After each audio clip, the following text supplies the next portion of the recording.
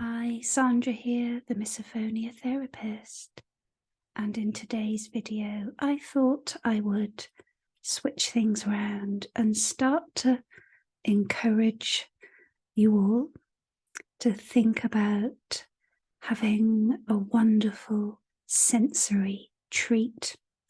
Because, of course, with misophonia, we're very hyper-focused on the sounds that trigger us, to the point where they just become very dominant and at the forefront of our minds, especially if we think we're going to hear them.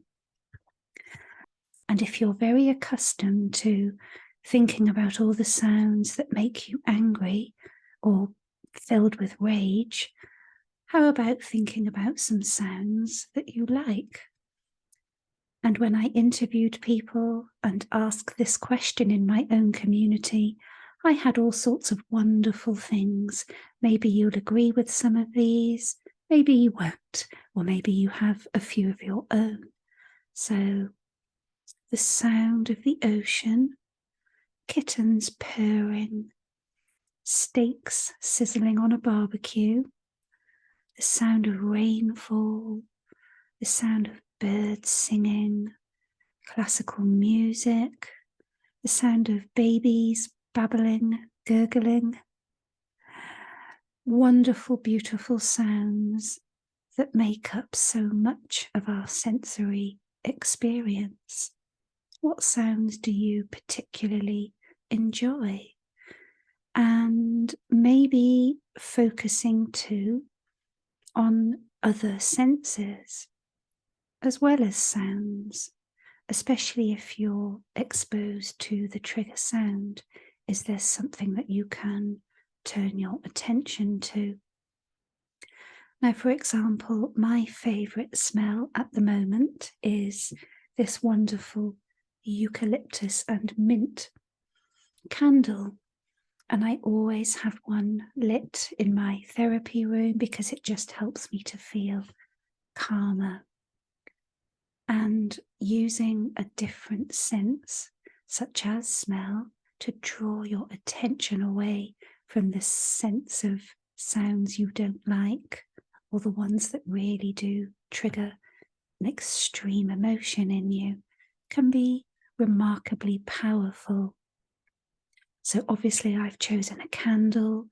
Maybe you could try the same, or you might have other ideas.